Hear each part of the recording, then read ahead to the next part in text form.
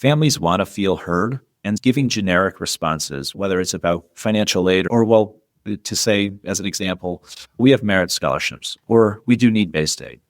What does that mean? What is a family who's unfamiliar with the process? That is such a daunting proposition that you've just given them to now have to figure out, do I have to do an application? And so you leave them with more questions.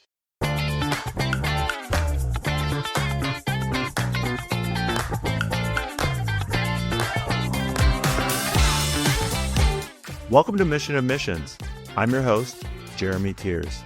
This is the show designed to help you grow, both professionally and personally, in the fast-paced world of higher education.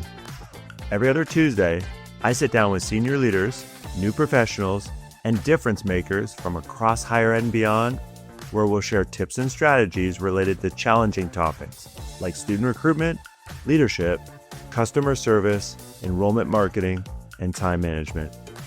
So if you're looking for practical advice and conversations that actually move the needle, this show's for you. Grab your notepad or fire up your notes app, and let's get into it.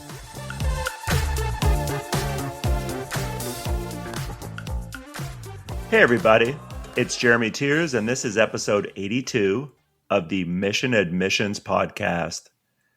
Even though it's not an easy or fun topic to discuss a lot of the time, I think we all know how important talking about cost and financial aid are when it comes to any student's college search. So joining me today is Nathan Bauer, the Associate Vice Chancellor for Enrollment and the Director of Financial Aid at the University of Denver. And we're going to dive into this timely topic of navigating financial aid conversations, particularly with the admitted student population and their families. So welcome to the show, Nate. Thanks so much, Jeremy. Thank you for having me. It's a pleasure to be here. I look forward to our chat. I do too. And I would love to start here, Nate. Let's just talk through a scenario that I would love to get your feedback on that I know a lot of colleges and universities are handling right now, especially admissions counselors at various schools.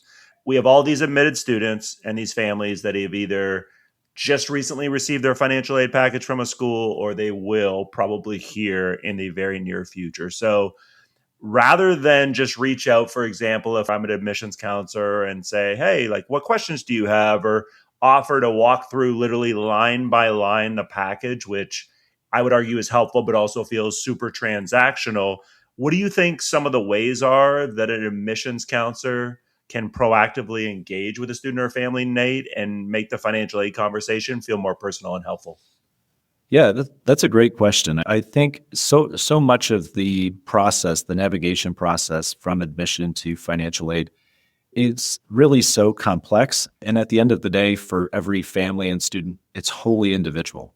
One of the helpful pieces as students or families are navigating it is really checking in with them to try to learn about what the student's goals are so that you can help map those to what the value proposition is for why the institution makes sense for the student and helping them see what the details of the value are for them. Being able to articulate that proposition is really a great starting point for admission officers because that will help lay the foundation for the financial aid conversation. Yeah, and I love that you hit on trying to, I'll say, gather that information. And I would argue you do that through asking some very specific and direct questions versus just diving into, let's go through your financial aid package line by line. To your point, it would be helpful if I understand, well, what does this student value most? Or what does this parent or guardian think makes any college, let alone our school, worth the investment? Because I think we both know and the audience knows, like, value doesn't mean the same thing for everyone. I couldn't agree more with that. And it really comes down to the individualization of a student's decision. To your point, a school may be offering more scholarship money, but you might be closer to their home and they might value being close to family, or they might just asking questions about what are important priorities to them, even unrelated to education.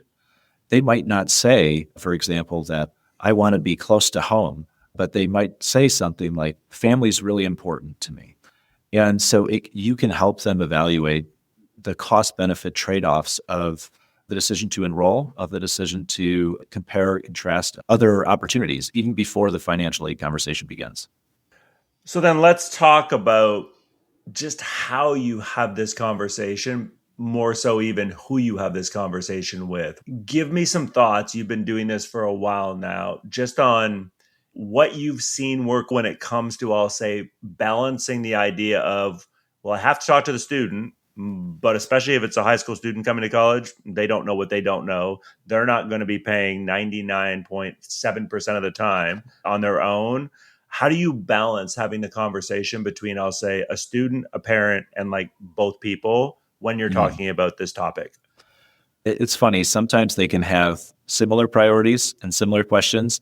That's often true. It's a first generation student, for example. Neither the student nor parent has navigated the process before. And you can begin to engage the student by just introducing them to what a typical financial aid process looks like for a typical student. I think sometimes it can feel isolating when you're talking about federal loans or financial aid that's not a scholarship, and really articulating those differences to a student. And I've had students say this to me, where do other students borrow loans? And the reality is, yes, nearly all of our students are recipient of federal financial aid in some capacity. And so let me walk you through the process for that and just demystifying it for the student and normalizing it to some extent, because I think because of all of the outside noise that can exist around higher education, whether it's worth it, should you be borrowing loans and all this. So demystifying it for the student. For the parent, I think having that conversation, understanding what they hope that their student gets out of their education, and really listening to them in terms of as they articulate, whether it's they want their student to get a job, they want their student to go to law school. Of course, these are all individual student decisions, but the parent has aspirations too. And so really making sure that you contextualize whatever the financial aid conversation is within those aspirations, so that you can help the parent feel comfortable with the decision that the student's making. And there are parents who are quite familiar with the process and other parents who are very unfamiliar. And so really starting from the same foundational point of, are you familiar with the financial aid process? Are you familiar with the FAFSA? Do you have other children who are in college? And starting from the same point and never assuming that they know just because they went to college. The experiences from school to school, from generation to generation, can be radically different. I love that you hit on again, how do we individualize this process? I'll say for both sides, if it's parent, guardian slash, student, knowing that they're not both at the same knowledge level. They don't have the same, I'll say, things that like they're looking at when they think of the investment that this is going to be, right? And I say all the time when I'm doing trainings, it's about figuring out what they know, what they don't know, right? And how they're feeling about this whole process, and like just their comfort level in being able to say, yep, we understand, like there's going to be some amount left over that we have to pay. And some families are going to be like, if that amount's above this dollar amount, we're like not comfortable going above that dollar amount. And some, as you and I both know, are comfortable, I'll say, paying more, but more is all relative again, based on what the family, back to what we talked about earlier, values. And do Mhm. they feel like you're worth paying more for? What makes something worth more? What Nathan says makes it worth more may not be the same thing that Jeremy says makes it worth more. It's figuring out what they value again, right? 100%. It's different for every family. And being able to just walk them through the process. And this is more of an institutional responsibility, but making sure that the admission folks and the financial aid folks can articulate and speak to the value in these conversations. Because sometimes, frankly, I tell my team this all the time, we might, in financial aid, be the only conversation that a student or family has with, in my case, the University of Denver before making a decision. And we represent every component of the university to them. And does the financial aid profession generally feel like they should know every detail of every program? I would say probably not, but it's important to be able to understand the value proposition and be able to articulate it in every one of these student facing positions throughout the enrollment process. Yeah, you're all the University of Denver brand, right? Mhm. No doubt. And Can you say, let me connect you with an admissions person? Of course, absolutely. And there's nothing wrong with that. But to your point, there are so many common things that your team or any financial aid team are probably going to get asked or have to talk about that you brought it up a couple of times. So I would love to dig into it more.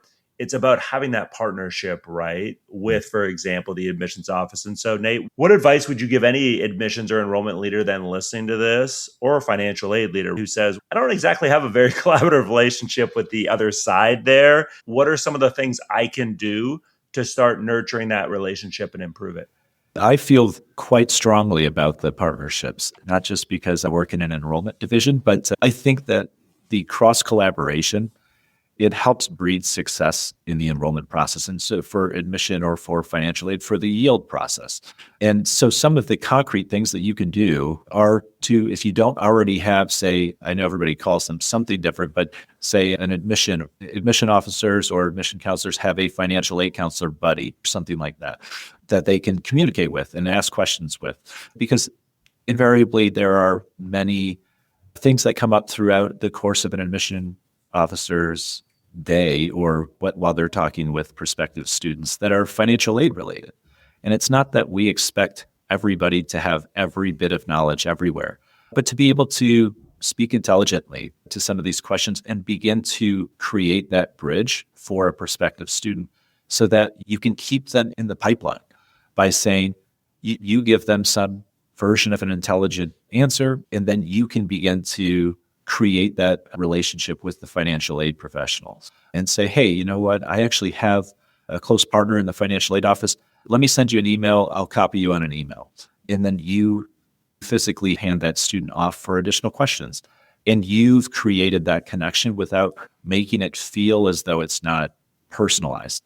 And I think that at the end of the day, that's what really, that tends, especially in this day and age, that the personalization has a gigantic impact. So being able to create those relationships within your offices so that you can create a personalized opportunity for a prospective student is really key. And then even at the senior level, trying to, for example, here, I present to the admission folks about Financial Aid 101. Ask me questions, fire away, and vice versa for our director of admissions to our financial aid team.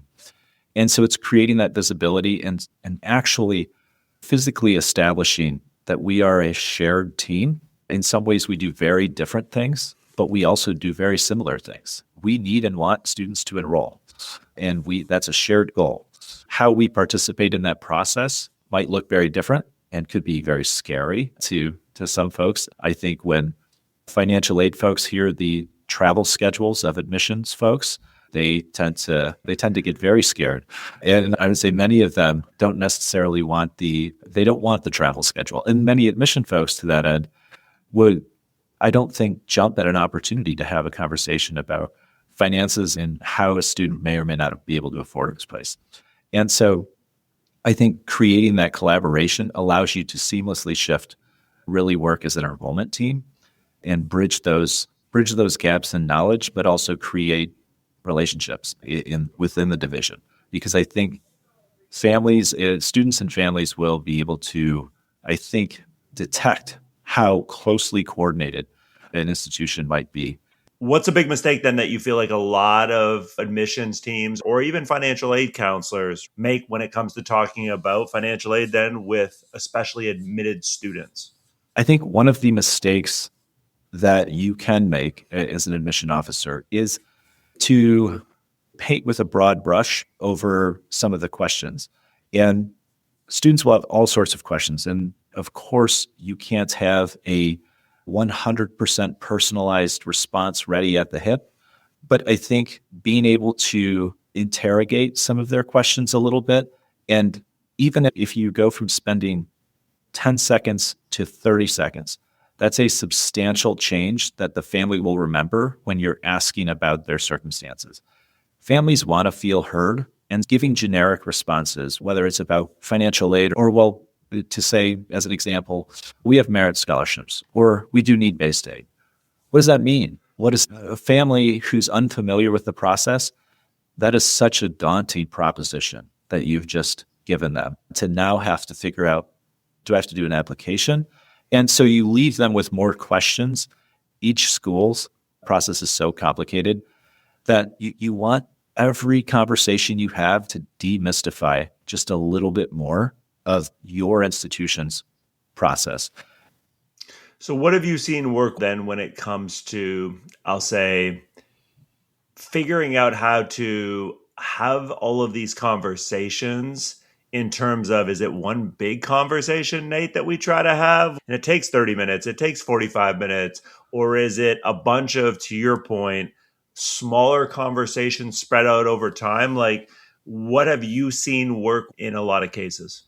I actually have seen the smaller conversations over time. Families have different questions at different points in the cycle.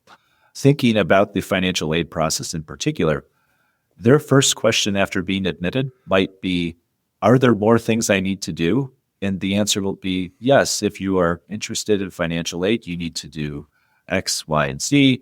And then they might say, great, that sounds great.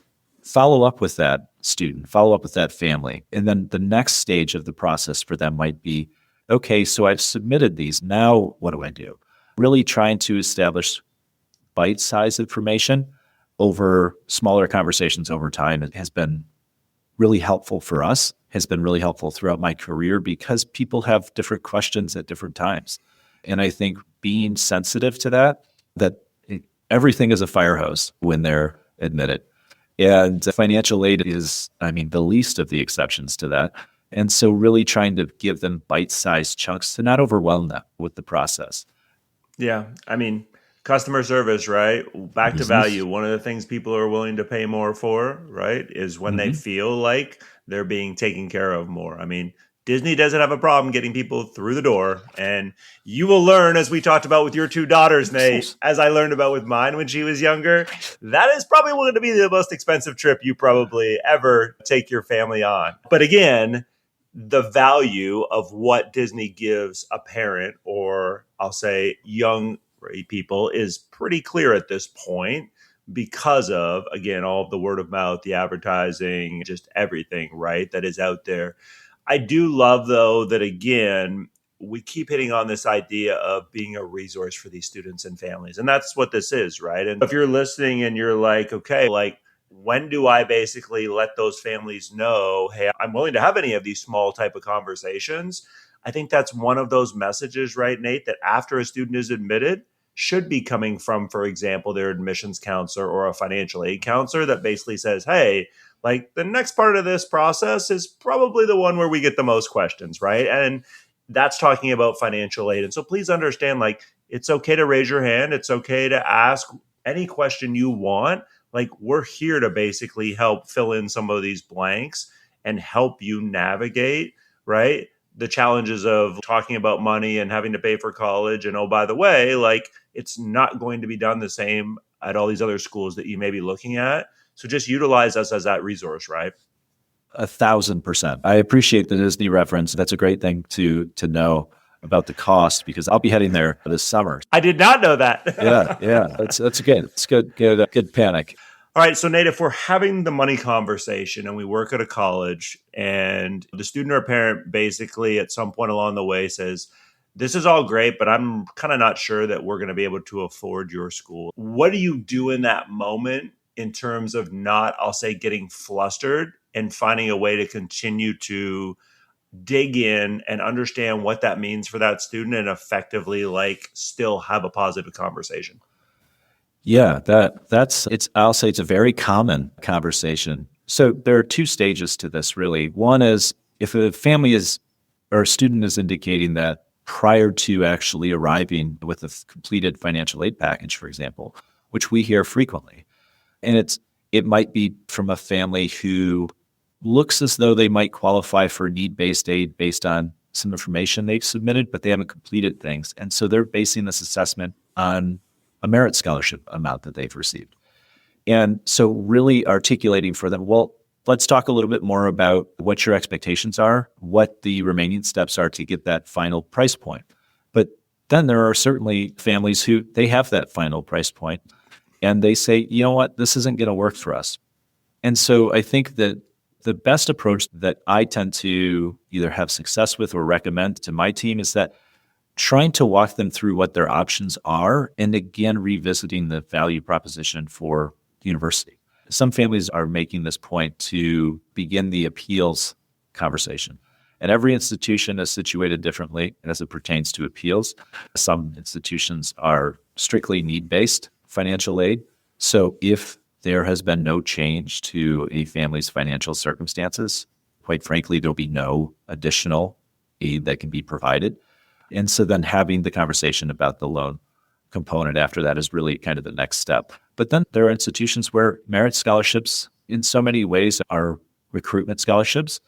And I think offering to review the materials that they might submit, or having that conversation about, we appreciate the feedback about the cost. How is it that you are considering paying for the education, to know what options are available? Some families they might say very explicitly, and they mean it, that they are not interested in taking out loans. And so it could be that you can have them submit a formal appeal if you are an institution who knows that there's flexibility on the merit financial aid component of things, and thoughtfully reviewing that and responding, giving them due process, making them feel heard. And if you're an institution who's willing to make an adjustment, developing an expectation with them about whether you make changes as an institution to merit scholarships. I find a lot of success with just being transparent and being direct about, if you're an institution who makes no adjustments, it's fair to say to them, we understand here are the options that some of the families might utilize to bridge this gap. Unfortunately, we do not make adjustments to merit scholarship aid. And just being direct with them. They don't want to feel like they wasted time submitting an appeal and really taking them down a rabbit hole that they feel is not worth their time or effort. And because you can pivot that conversation from saying, unfortunately, we don't do merit financial aid appeals. Here are some of the ways in which we can help bridge that gap. If there are other opportunities for scholarships later on, the student's second, third, or fourth year, highlighting those opportunities. Highlighting all the ways in which a student maybe they qualify for work study and how that interacts. And really just getting back to that value proposition, but not being mindful and sensitive to the family's time, because every conversation they have with every school is going to probably end differently. And so they'll remember the tone and the helpfulness, even if the answer was not what they were hopefully seeking. The other thing I wanted to ask you, Nate, what's a financial aid related question that maybe comes up a lot now, but didn't come up as much 3, 4, 5, 7 years ago? I've had many more conversations in the last 3, 4 years about students and families feeling uncomfortable borrowing loans because their inability to, or uncertainty over the taking on a line of credit to pay for something that they might be uncertain about. I've had many more conversations about the question of the value of college. Sometimes we in admission or financial aid bristle when the value is questioned, because we think, of course, it's obvious everybody should go to college. While that may be very true for some students, they might be less certain about which schools they should be going to and whether certain programs at certain schools make more sense. And so I've been getting many more questions about, I can't borrow money because I don't think that this will be worthwhile, in a nutshell. And so that, I know I've hearkened back to this value proposition, but it really is about articulating the value both of a college degree and a college degree from your institution. So if you don't have data on what the average return of your college degree might be relative to others in your area or your competitors or what have you, that's a good place to gather data so that you can develop these talking points. And when I say talking points, they're really true data points that are just people never questioned before, but understandably there's some scrutiny, and I think that we should be very well prepared to respond to that question with some concrete data.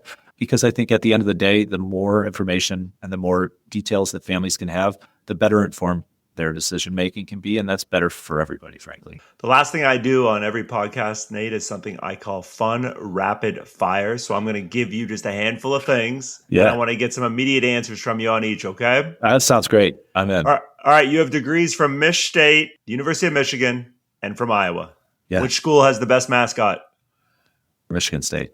Yeah, Sparty. Okay, Sparty wins. Yeah, all right. For sure. Last concert you went to, what was it? Sturgill Simpson at Red Rocks. How awesome is Red Rocks, by the way? It is fantastic. I enjoyed the venue a ton. There was lightning happening off in the distance in the background. I would say that it was a good recruiting piece for DU. It was good. What would be harder for you think, scoring a goal in hockey or hitting a 3 in basketball? Oh, scoring a goal in hockey. I would have a hard time with that. I could skate, and I played just drop in when I was young. I never played organized. Last one. What superpower, if you could have any of them, would you want to have? Oh, boy. I think fly. Save you a lot of time. You'd be able to have a completely different perspective on the world. I don't see any of us flying anytime soon, although I say that, and look where we are as a society with technology right in 2026. Nate, I appreciate you being on and just giving the audience some things to think about. I think the important thing is, again, being proactive, right, with your conversations as we close, just not sitting back and saying, I'll just wait for families and students to come to me. The lion's share of students are not going to do that. And believe it or not, the lion's share of parents aren't going to do that either. And again, creating those opportunities for engagement and at the same time being empathetic enough and recognizing again, it's a hard conversation to have, but just know you don't have to do this alone. We're here, obviously, to help you navigate it as well. So, Nate, I appreciate you being on, and I look forward to the next time we connect. Absolutely. Thank you so much. Thanks for having me on. I appreciate it. Great talk.